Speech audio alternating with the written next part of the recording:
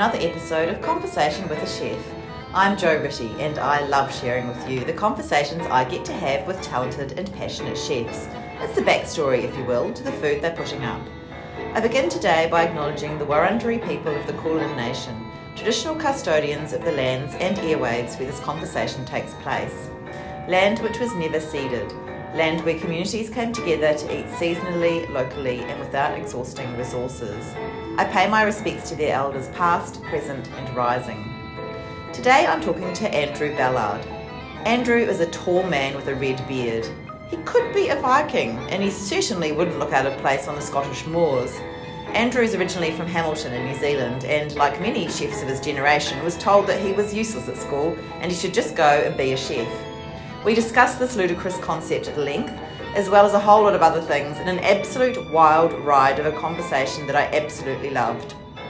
Andrew is currently the owner and chef of Culinary, a diverse hospitality company based on the Mornington Peninsula that oversees the Gastronomique Development Kitchen, a cookery competition training kitchen, where Andrew trains chefs to compete at the highest level of the culinary arts. And this means managing the complete kitchen operations for the largest culinary events around Australia and overseeing all major kitchen operations for such events as Taste of Sydney, Melbourne, Perth and Darwin, the Good Food and Wine Show in all of the major cities, and the Cake, Bake and Sweets Show for both Melbourne and Sydney. This challenging role keeps Andrew and the team on the road 20 weeks of the year. Andrew recently competed in and won Australian Professional Chef of the Year for 2021 and was the New Zealand winner of the Bocuse d'Or competition. Settle in. This is a fairly lengthy conversation, but such a great one.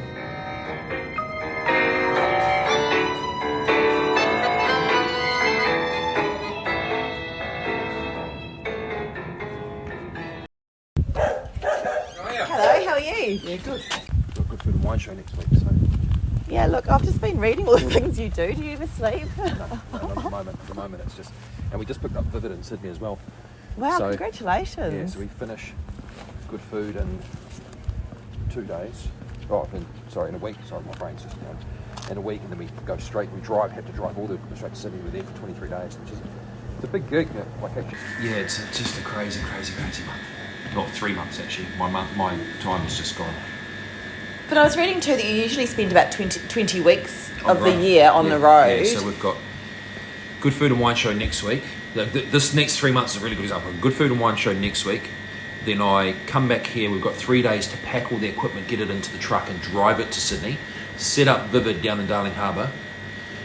Live off out of an Airbnb for 23 days while we run that, which is a completely new feature for us, so that'll be something interesting. It's a fire pit thing, so we've got chefs coming along to do demonstrations, all cooked over fire, and butchers, and then I'll do 2 days a week, and then we'll run it for the other 5 days a week between myself and my brother, who's a chef, who's coming from Whakatane. And then we basically pack that up, and then we've got in Sydney Good Food and Wine Show. Then my brother will drive all the shit back to Melbourne. I fly to Auckland for a global chef competition for 2 days. Then fly back to Melbourne, and then that's on the Sunday, Monday, and then on the Tuesday we start setting up the Cake, Bake and Sweets Show Melbourne. And then we finish that, and then we go into Olympic practices in Perth. What? Yeah, it's just fucking So how crazy. do you have to, what's the word? Pitch is a different word. No, Tender. they or come for me. They come for you. Yeah. Look, that line of things was really weird. Like I had a friend who was doing it, and he did it because he wanted to be a famous chef. Yeah. You know what I mean? Like, so that was his pitch. And then he had a bit of an issue. Yeah. And then just had enough of it. Wasn't going the way he wanted. And then we came in sort of as a support group for him. And then they just came to me and said, "Oh, look, you want to run it?" And I thought, "Oh, I'll give it a year. You know, it's something fun." And that was Good Food and Wine Show. We thought, "Oh yeah, we'll give it a go." And it was interesting. It was fun. It was different. You know what I mean? It took about a year for us to get the buy-in from the Celebrity Chefs Rule. That was the year that Gordon Ramsay was there, and he had that thing with Tracy Grimshaw. So that made it a really interesting year for me, being my first year off the. You know what I mean? Right. So we took it, ran it for a year.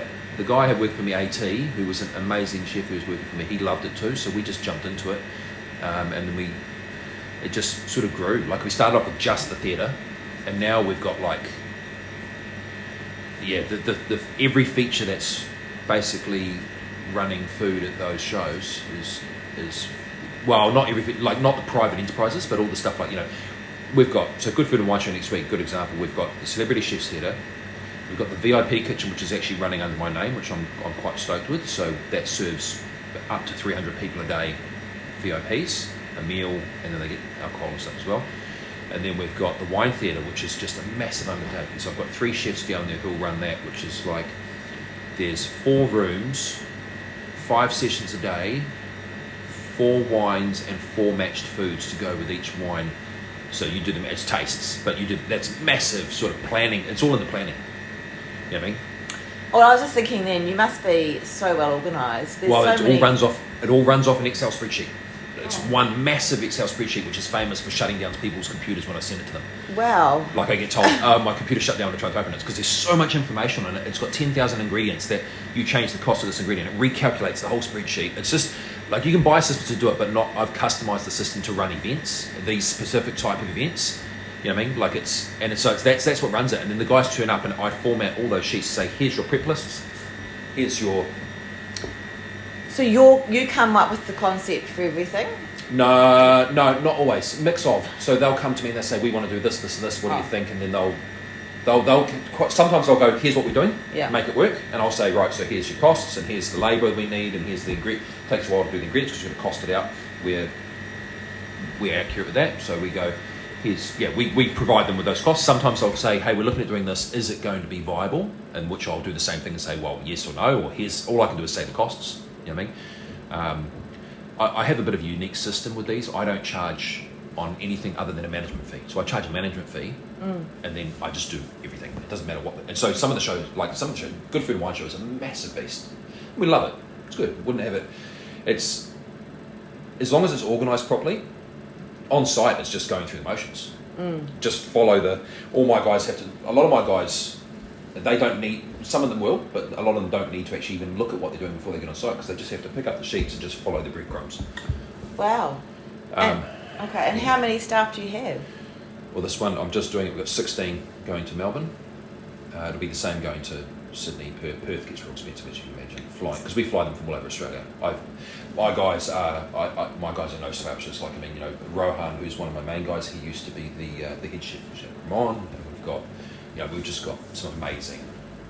The guys who work for me are just stunning. So, are they just on call for you, or are they doing other jobs? No, they do on their holidays. What? Yeah, they take holidays to come do it because they love it. Some do. Some of them even, like I'll use Rohan as an example again. He does agency work, and I'm pretty sure it's because he just loves to do the shows, so it frees him up to do the shows. You know what I mean? Yeah. And this day and age, a lot more people are doing that. Like they're sort of on SUP or those other elements. I don't know if you've heard of SUP. No. It's a great little. It's like a task finder. Okay. You know what I mean? Like, so a lot of the guys are just sort of permanently on SUP. Yeah. So on your phone it goes, there's a job here, and then you go off. It's like Airtasker Uber. Or Uber. It's like Uber or something like that. For like you rate the person, they can see your CV, and you a job comes up. You go, oh, that looks good, I'll take that. The rates, you can set your own rates. You apply for it, they accept you or don't accept you, whichever way, and then you accept their offer. And then you turn up to the job and you get paid when you finish the job, which is great. So a lot of the guys, a lot of people now, chefs, are starting to go to doing things like SUP. Because why is that? What's the advantage of that? Isn't it you make your own hours. Own hours. Yeah, you make your own hours. Like I go on there as an employee when I'm not busy. Like the beginning of the year, I didn't have much for like February. Okay. When I got back from France, I was like, hey, and the cool thing is you turn up. You don't have to. The cool thing about doing that sort of work is you don't take the work home with you. Like I get up at 6 a.m. every morning. I work through till 2 in the morning. Yeah. Sometimes, you know what I mean? Like at least midnight, because I own the business, you know what I mean? Whereas with that stuff, oh yeah, cool. I'm working at 8, get up at 6, get there, work, leave, finish, done. Just go and just work your guts out and then go home. Like you don't have to think about it. So a lot of the guys, they'll do that because it frees them up to be able to go do the shows. We've got next year's looking massive. Like we've got a few more big projects in the pipelines. So once we get back from the Olympics, next year is looking ginormous for Culinary. Basically, as the senior national team, we have to do 2 spots, and it's very exciting because in 2 days' time we find out there's a big announcement, which is what kitchen we're in, Right. and what days we're competing, because it's like an Olympic that runs over like a week. Yeah. So you do the first set is you do what's called a restaurant, which is there's 6 chefs in the kitchen, 1 dishwasher, 2 helpers outside, which call the pass and sort of the managers, yeah. And you have to serve 110 people entree, main, dessert. Okay. Right, and then usually the only stipulation they make is they'll tell you what the protein is. That's it. Right. Right. So that's a hard enough task already, because we are coming from the bottom of the world. So I'm the team captain for Australia. Wow. So this is what this kitchen is about. This kitchen is for the purposes of practicing for that, or for competitions in general. Because we've got the competition schedule as well for me is also taken off. So I've got, without sounding like sounds like an arrogant prick, but so I'm the captain of the Australian team. Yep. For the Olympics, and it's the Australian Culinary squad. So it's not just the Olympics. We're also doing the Asian Culinary Cup. We did the Luxembourg Culinary World Cup last year in November, and then I'm also doing the Global Chef, which is in Auckland, and then that's the Pacific Finals, which is a bit different, and then the winner of that will go to Singapore to compete at the end of 2024. Wow. And so, okay, so there's a lot of culinary competitions, and I was listening to, at the Bocuse d'Or, they were saying they're not well supported by government or... No, not government or big... So what... I can't think of there's a better way of phrasing this question, but what's the point of competitions? Like, what do you get out of... What does Australia get out of it if you've got a national team? So, 2 things. First of all, it's like the America's Cup, right? You remember in New Zealand? Do you remember the America's Cup before New Zealand won it? No. No, exactly. That's my point is, until we get on the podium, no one in Australia will give 2 flying shits about the Culinary World Cup or the Culinary Olympics or any of those. These are like the F1 races of competitions. Yes. You know what I mean? Forget about your master chefs and your amateur competitions. Forget about all the local competitions and stuff are great because they foster people into it, but this is like the pros. Yeah. You know what I mean? So once we get on the podium, like you saw with the America's Cup or any of these big events, it will be massive. Yeah. Someone was telling me actually yesterday, it's like, where were they from? I think they're Polish, or I don't know where they're from, but apparently there's a big darts competition, a big world darts competition, right? And no one in Poland gave a shit about it until this guy got first place, and all of a sudden then it was the biggest thing in darts, or like the massiest thing. So the problem is Australia used to, or has in the past, not used to, has in the past achieved really good results in the Olympics. Yeah. So what we get out of it a country is you look at somewhere like Denmark and those Scandinavian countries where they've sort of really sort of come into their own. And when you think, say, Denmark's a really good example. When you think Denmark, what restaurants come to mind besides Noma, besides the obvious? The one called Geranium? Bingo. So where does Rasmus Kofod, who runs Geranium, come from? He won the Bocuse d'Or, bronze, silver, gold. Not many people would know that, but they do know Geranium. Yes. And what he does is very much Bocuse d'Or style food. So if you looked at, I know I'm jumping around here a bit, but if you looked at the sort of the premier competitions worldwide, you've got the Bocuse d'Or is kind of one of there's 2 premier individual competitions. One's definitely the Bocuse d'Or, which, as you can see by my wall, I'm absolutely just fucking crazy about. You are, yes.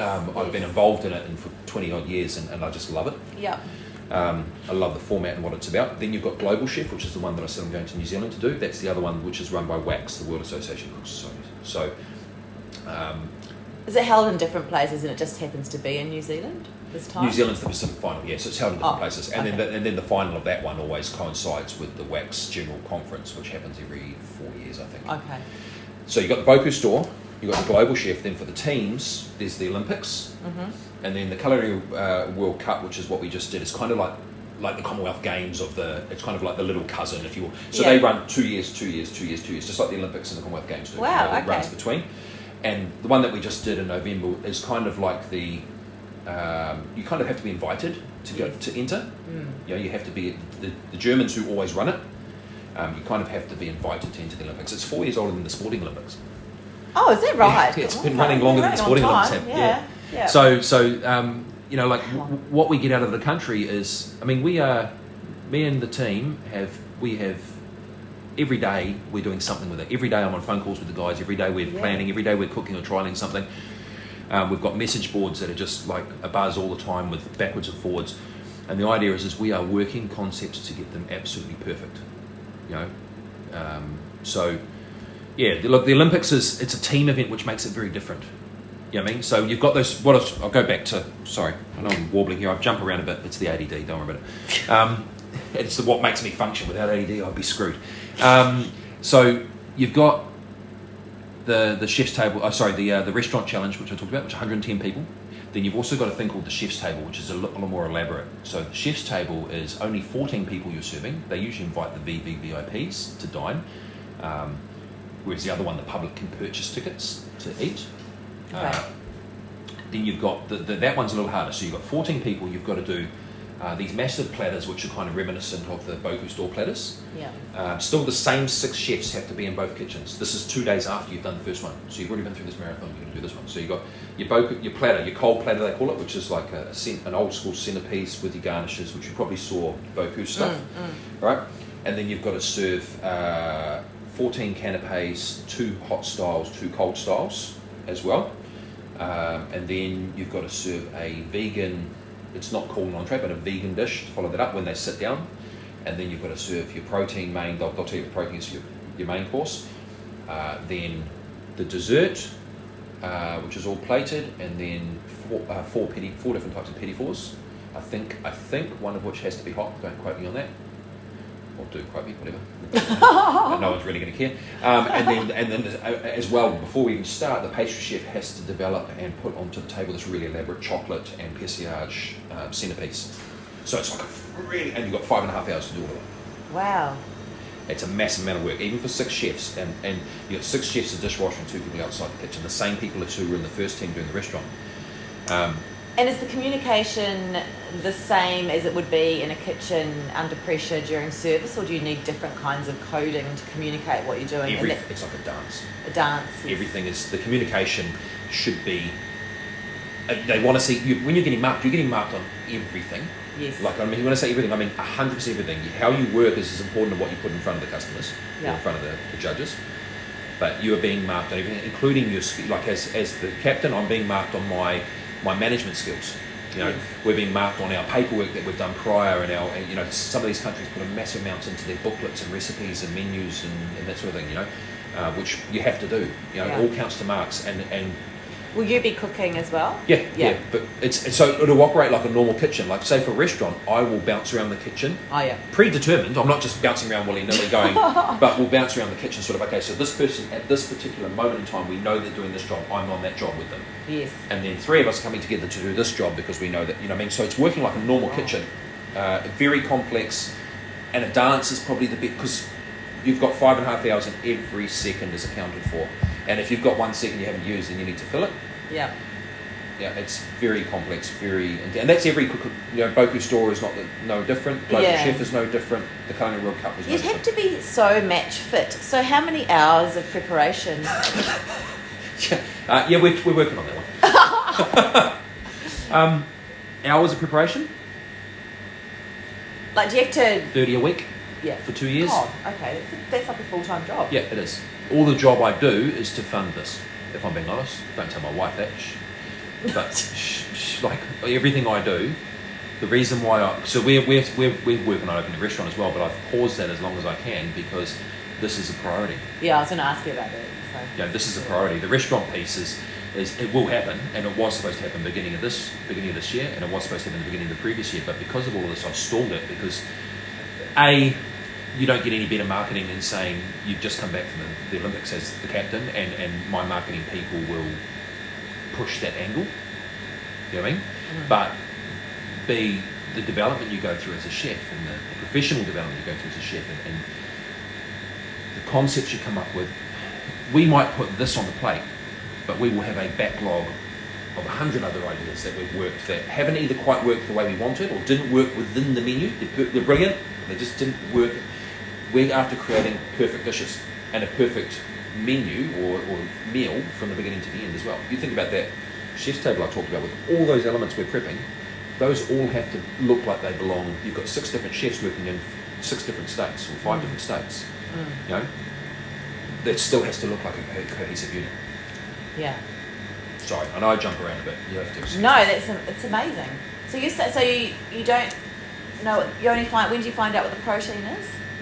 Probably not till September, but we can still work all the elements. So you will, but we'll work all the elements and say we're planning on it. It'll usually be something, you know, it could be rabbit, could be duck, could be lamb, could be beef, could be chicken. And then when they announce that, we'll get all our garnishes and all our flavour profiles and go tweak.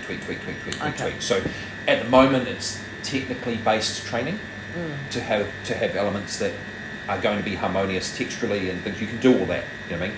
You can say, well, this garnish, as much as possible, the garnishes have to be something where, with a few sort of ingredient tweaks, could be used on duck, quail, chicken, rabbit. You know. And you have to, we know you have to do 2 cuts, so no matter what it is, you have to do a long cook and a quick cook. Okay. You know, we know all that, so we've got a lot we can work with. You know, Bocuse d'Or's the same. They Bocuse d'Or will not, quite often won't announce the final protein until a month before, and it's to even the field. Yeah. It makes, because I mean, the Scandinavians, you know, they've got teams that are training as a full. They don't have to work to support themselves. They've got massive government funding. Yes. I don't think that's an excuse for not succeeding. I think that's where Australians thrive. Yeah. Put under the pump and having to fend for ourselves. That's what we do on this end of the planet. You know what I mean? To say we don't have the government funding, we don't have that. I don't have any funding. I've created it. I've created a kitchen. I've created the means to be able to do it, because I think to say the funding would be nice. Sure. I was going to say, especially with a Kiwi in charge, because, you know... I'm going to take Australian citizenship in July. Are you? Yeah, I think it's important that I'm an Australian. I am an Australian nowadays. I come home. I travel to and from. Yeah. I'll be honest. I came home. When I... Backstory is I was supposed to do Bocuse, as you know. Yes. I was in New Zealand. We were ready to fly to France, and New Zealand got locked down. And I got stuck in a hotel room for 3 months. Oh. All by myself. No family. Well, my sister was there, but, you know, there's limited scope to go and see people. New Zealand lockdown was no joke. What city were you in? Auckland. Yeah, So right. the supermarket was the only thing that was open. Couldn't even go and get a coffee. The only thing that was open was the supermarket, and you're only allowed out for, I think, an hour a day or half an hour a day. It was ridiculous. It's really scarred. I was just back in Christchurch, and people are a bit... New Zealand. Well, yeah. Look, I was there, and the whole time I was just trying to get home. I had staff here who were.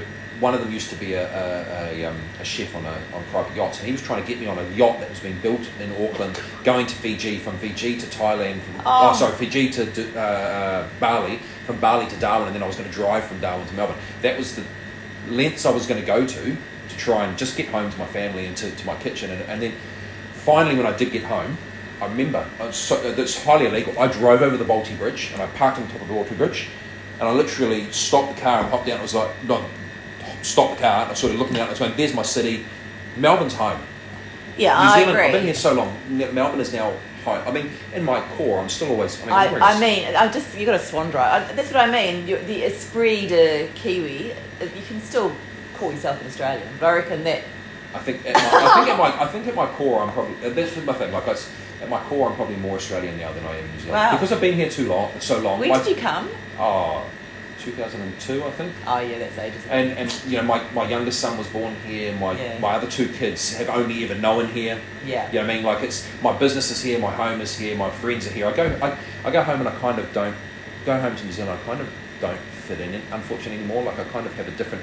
Australians and New Zealanders have a different mentality. Really neither is better or worse. No, but I did. I was surprised. I moved here in 2011, and even though I'd visited here lots of times, my brother had already been living here for a long time. I was surprised. We are quite different. We are different, yeah. Just the way our mentality is different. You know what I mean? Like, and that's not to say either is better or worse. That's not what I'm saying. I'm not saying Australians are better than New Zealanders. No, that's not the case. But we are different. The way we look at things, the way we, it's just different. It's And for a chef, there's no life for a chef in New Zealand. Not when I was there, anyway. There's not. That's why so many New Zealand chefs unfortunately come to Australia, and New Zealand loses all their labour base, because look, I was running a hotel there. We had umpteen venues inside the hotel. I was the executive chef, and I was doing 100 hours a week, and I was making $50,000 a year. That's bullshit. Yeah, look, there's some cool things happening though. Really, some of those really passionate, just small little places. But you're right. I mean, it's probably hard to make a living doing that. If you go, I was running a fine dining restaurant. My wife was using. I'm not joking. My wife was using food stamps to get food for the family. Yeah. That was what we had to do, and that was with me doing almost 100 hours. You know, that was just crazy. It was actually ludicrous. But so tell me though about, I was going to say Little Andrew, but I can't imagine you ever being little. But Little Andrew in Hamilton, is that where you? Yeah. Did you ever imagine this? What did you always know really, you wanted to be a chef? No, look. I wanted to be all sorts of things. My older brother's a chef, like I said. I used to work with him now and then, and I used to. I always like when I think about when my dad cooked all the food, in our household. He's an amazing chef, but an amazing cook, I should say. But he doesn't particularly enjoy cooking. He cooks because he's very good at making. We've got a large family. He's very good at making a little bit of food. The things that man can do with potatoes and mince is unbelievable. Yeah. You know what I mean? And we had, and I didn't realise at the time, but we had a really diverse. I think it was through necessity more than anything else. We had a really diverse menu. Like at the time in New Zealand, my wife's family, they always had meat and 3 veg. We had kedgeree, and we'd have curries, and we'd have like meatloaf, and then we'd have burger night, and we'd have like stir fries and fried rice. You had all these, but it was just because those were ways, like fried rice, you can take a little bit of meat and veg and put it with the rice and make it go a long way and feed a lot of.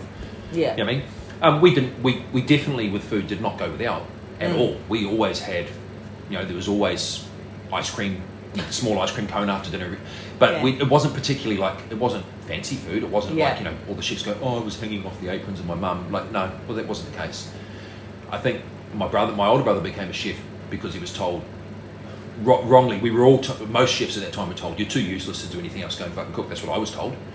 I was told you're such a loser at school. You might as well fuck off and go and become a chef. I find that so difficult, and it's often a throwaway line that chefs will say to me, I wasn't any good at school, so then I started going, and I'm like, I don't get that, because what you're doing, I cannot even get my head around it. There's no way I could do the job you do. I think that a lot of chefs I know my age, or around my age, were undiagnosed, numerous letters in the alphabet, ADD or dyslexia or whatever, and that wasn't at the time at school in New Zealand and probably Australia as well. They're on rote learning systems. They weren't. Nowadays, there's scenarios there's ways they can deal with kids who are suffering with. Then you were just labelled as a naughty little kid. Now we now know that having ADD and those things doesn't make you a naughty little kid. It just means you think in a different way. You know what I mean? And I do think in a very different way, as you're probably picking up. But I've made it work very well for me because I jump around. I sit there on the computer and I can jump from show to show to show to show to show, and it's all happening all at once. Whereas most people, they look at me and they go, "How the fuck are you doing that?" No, absolutely. But it works for me. You know what I mean? So I think that the chefs who are told you're useless, go and become a chef, are the ones who are now fairly successful in the multitude of different types of venues. The multitude of different types of establishments and ways of being a chef. They're the ones who are the most successful because they've made it work for them. And it's not because they were dumb, it's not because they were useless, it's because they just didn't think in the way that their teachers thought.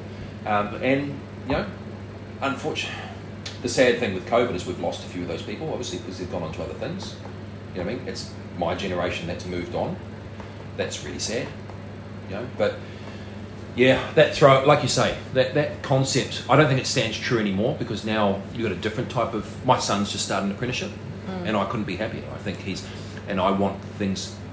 I think the good thing to come out of COVID is that the pay has marketably improved. We're now getting what I think is a fair rate, a fair go. It's highlighted all the sort of the business owners have gone, right, you want people, you're going to have to give them work-life balance. You're going to have to make it worth their while. If there's no work-life balance, it's changed a lot of things for the good as well. Yeah. I mean, there's, from that perspective, I think. Well, I was going to ask you about that because I just went to an event on Monday. I keep bringing this up in all my conversations this week, but it really impressed upon me. It was run by Movember, and it was called Mo Hospo, and it was mainly about men and men's mental health and hospitality. And I think I mean, I think mental health is an issue or is a concern or a thing across the board, not just in hospitality. But I think that it's obviously very pressured in hospo, and it has that historically people have burnt out because it's, you know, there's drugs and alcohol and all of those things. Check in before you check out. Yeah. That's kind of... And So, we've all been... Yeah. The thing is... How do you prevent burnout? I mean, you're going full bore, but what's your... Yeah, but I'm the business owner. You know what I Yeah. mean? So, first of all, I'd say we are all... Anyone who's been in the industry as long as I have has been guilty of both overworking themselves and asking other people to be overworked. That was what the industry... That was what we thought the industry had to be. Right? I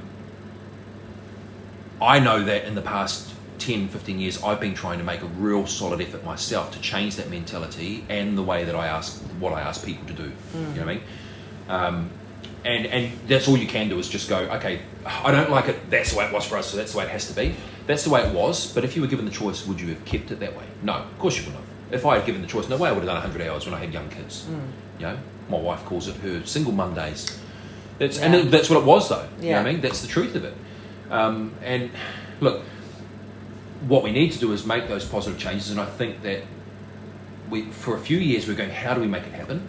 How do we make it happen? And then, like I said, COVID sort of came along, and then there was the big debacle with sort of a lot of the industry leaders being put under the microscope just before COVID, and it sort of forced those changes. Now it's a matter of convincing the dining public that they're going to have to pay for those changes, because we need to be able to charge realistic cost of production.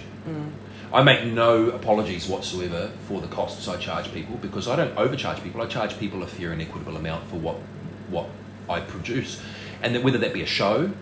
I'm lucky that the people who run the shows, like you go to them and say, hey, look, I think the crew needs extra money because this is what they would get paid if they weren't with me, if they were in a restaurant. They've gone, yeah, no problems. They get it. Whereas I think asking the dining public is probably a little harder. Yeah. That's a harder, like the dining public, food's getting so more expensive at restaurants. It's like, well, because, and rightfully so, we're paying chefs more, we're paying waiters more, we're paying more for the food. But food's expensive in the supermarket. That's exactly right. Yeah, and so therefore we need to charge you more. And with our restaurant, when we finally get around to setting it up, that's one of the things I've discussed with the marketing guys, was that we want to actively market that when you come to the restaurant, you are paying actual cost of production. The reason why it's going to be expensive, because it's going to be a fine dining restaurant, and the reason why you're getting paid is because that's the cost of doing business. It's not you're paying more so that I put back money in my back pocket. I can give a shit about my back pocket, clearly. I invest, we'll invest all sorts of things into like making sure that the staff have a good work-life balance, making sure they're paid equitably, making sure that they feel they're involved in the processes of the restaurant, but don't have to take those home. Yeah. You said, I work all these hours, yes. But if you're a chef and you finish work in a restaurant, you should be able to, the only person who should not switch off should be the owner. Everyone else should be able to go, forget about it, I'm leaving work. Yeah. But you obviously love it. Oh, I wouldn't have it any other way. Yeah. It'll probably send me to an early grave, but hey, live fast. But tell me about your mindful project. Look, we started that just before COVID. I will circle back round to that and make it happen again. But we started it. We did the first gig, which was down at Trofeo, and it was trying to prove that you could do a vegan, fine dining vegan event without actually anyone realising or missing the meat. Yeah. If that makes sense. Which I think is easy enough to do, like 11 Madison Park can do it. I mean, yes, they've done it to great success, and a lot of the other places come up with vegan, if they've proved that the concept works. So that was the first one, and then we were going to do ones that we were going to basically do 12 events over 12 months, and each one was going to highlight a different thing in the industry which was current and needed attention, and would maybe highlight something. So we started off with the vegan one because it was an easy one to make. Then we were going to do things like, we were going to look at the mental health, we were going to look at sort of, all these different things. Unfortunately, that did get absolutely squarely planted by COVID. Yeah. Because we did the first one, I think it was about a month before the lockdowns. Oh. And then they happened, and it was just like, okay, no, that's not going to happen. Unfortunately, but I mean, once the restaurant's open, I won't go into too much details about the restaurant, but we've got some massive plans for And they'll be down here. The location I'm currently waiting on them to get back to me is in Mount Martha, and it's a very, very cool location. Nice. I want it to be on the peninsula because I love the peninsula. Yeah. It's a beautiful spot. It is so beautiful. My partner's parents live in Ballard, and so awesome. we're down here a lot, and it's just Ballard is stunning. yeah. Well, they're in the kind of more rural middle bit, just a little bit away from the sea, and it's just we've got a like a shack down the bottom of the horse paddock, and honestly, like, you know, waking up and looking at it there is just amazing. Oh, look, you know what Ballard reminds me of, and why I like it so much? It reminds me of Raglan. Oh yeah, yeah. I go, it feels like Raglan to me. Nice. And I spent a lot of time as a teenager in Raglan. Yes. You know, smoking pot and surfing. So okay. So you wanted to be several things, and then did you just start working in kitchens? Is that No. So my story's a bit. So me and my wife have been together since she was 14 and I was just turned 16. Been That's together nice. very when we were very young. Wow. And I was actually homeless between couch surfing and there was living under a bridge, and you know, just generally just being a bum. I had done some work when I got kicked out of school. I got forced into the kitchens and done some work and got fired from that job and whatever else. And I was washing windows with a mate of mine, and then my wife went job hunting for me, and it happened to be a guy who washed his windows a few times in the lights as well in Hamilton. And I went in, and literally from the first night, it was a different kitchen. It was a lot more professional. Okay. It was Metropolis Cafe, so I landed there as the dishwasher, like you can imagine, smelly bum of a pot smoking twit. And sort of, I remember the first night I was just going, man, these guys, like the best example was like with Anthony Bourdain talks about the pirate crew and stuff. That's what it was like for me. I was looking at, man, this is like, it's like these guys are rock stars. You know what I mean? I remember it was Alice on the front, it was Rob on the back, and then, you know, it was just like, and my push then became, oh, right, I want to be, that's what I wanted to be. Wow. Bumps and like anyone, bumps and things along the way. Probably wasn't the best employee for the first couple of years and whatever else. And I remember Rob pulled me aside and basically said, if you don't go start TAFE or Polytech, then you can't work here next year. Yeah. So go, and that, I think that was a tough love thing from his perspective. And I ended up running his kitchens, you know, like when he left, he came over here. Haven't seen him since. I ran and running the kitchens, and we ended up winning the Cafe of the Year, which we were more of a cafe restaurant. Yeah. You know? And it was a funky place too. It was cool. Like at the time, including myself, I know you can't see it, but including myself, we all had dreadlocks. Every single staff member except for the owner Deb had dreadlocks. When was this? The 90s? Yeah. 1990, from 93, I think it was. 94 it would have been, something like that. I don't know. Through to, I was there until 98. Yeah. So we all had dreadlocks, and it was all about the coffee culture. We were going through it. Oh, yeah. It was just like Hamilton at the time actually had some really good restaurants in hindsight. I think that's some really passionate chefs. Yeah. And it was kind of like I don't know if it was a good thing or bad thing. My first menu I ever wrote myself, which I was so uber proud of, and I can still remember all the things that were on that menu with everything else that's come and gone since, was the one that we won the Cafe of the Year with. So I was like, wow, like very much at the time I was 20 years old, I think. Yeah. I was like, I look at myself now and I go, you're a dick.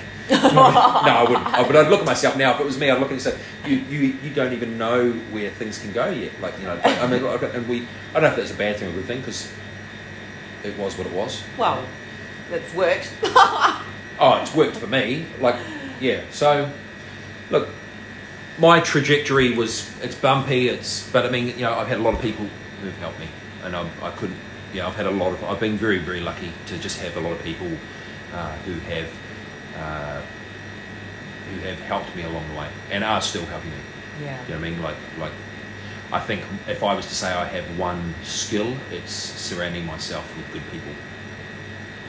And I don't know why these people like to hang out with me or do it, but they do, and you know, hey, I'll take it.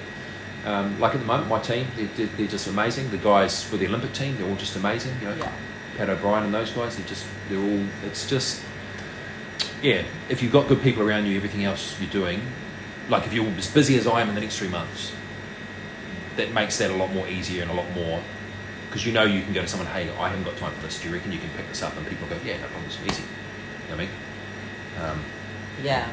So with all that in mind, what would your advice be to, well, what do you tell your son wanting to become a chef? What's your advice? Don't put up with the shit which some people think, because don't put up with the shit, like we were saying, the times have changed. Either be part of the change or fuck off out of the industry. The industry doesn't need bullies anymore. The industry doesn't need people who are going to, there's nothing wrong with working hard and people going thing, but as soon as you expect people to do things that you wouldn't do yourself, then you're in the wrong, you know what I mean? And like I said, I'd be lying if I said I hadn't asked people in the past to do that, because I thought that was just the way it was, and everyone did.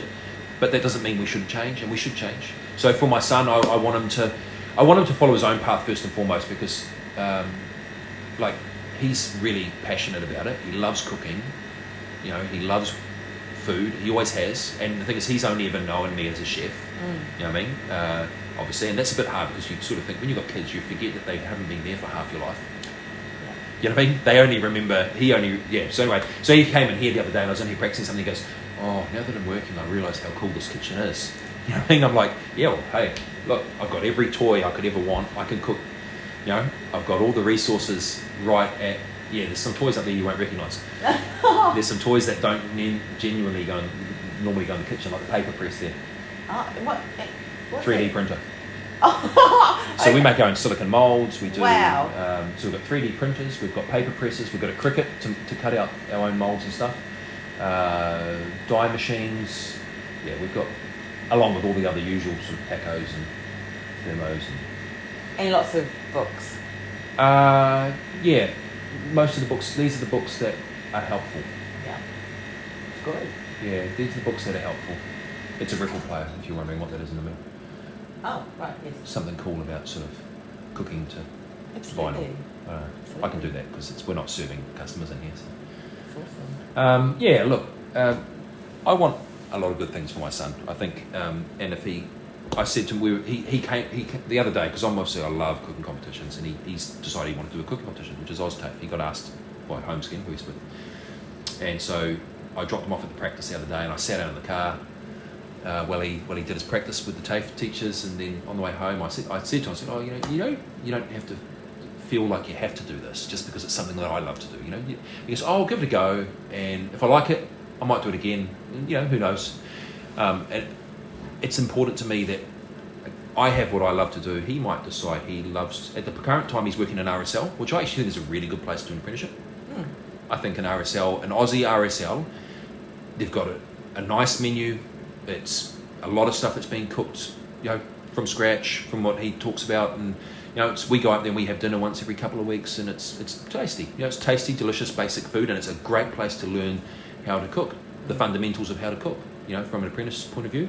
And if he chooses that, I can absolutely see why someone would love to cook in an RSL for a career, and if that's what he wants to do, I think that's amazing, because I can see all the different facets of where you might want to be a chef all have their merit. You want to cook in a retirement home. I can absolutely see that provides one of the best work-life balances you could possibly have, and you can plan your whole month because they run on cyclic menus. So I can see the benefit of doing that. I can see why you'd want to do events. I can see why you'd want to do fun. Everyone, I think, they all want to do fine dining when they say they want to be a chef, right? But they don't realise that in a fine dining restaurant there's only one chef. Maybe two if you include the sous chef, you know what I mean? But everyone else is just working really hard to get to that position. Whereas you work in an RSL, you get to crumb your own schnitties and learn a bit of butchery, and it's, I think from an apprentice point of view, I think it's good. Yeah. Not to say you don't get a good apprenticeship in the other places, but yeah. And it's local, it's 100 metres up the road. Perfect. Love. Why not? Thanks, Andrew. I need to leave you to do some more spreadsheet stuff. Sorry. No, thanks. No, absolutely. Thank you so much for listening to this episode of Conversation with a Chef with Andrew Ballard. You can check it all out on @Andrew Ballard Chef. That's AndrewBallard Chef. That's on Instagram, of course. If you liked what you heard and you want to hear more stories from other chefs, I'm on Instagram @Conversation with a Chef. You can read the chat at www.conversationwithachef.com, and of course you can listen and follow me on Apple and Spotify. I would love it if you told a friend about my chats. Thanks again for listening and have a great day.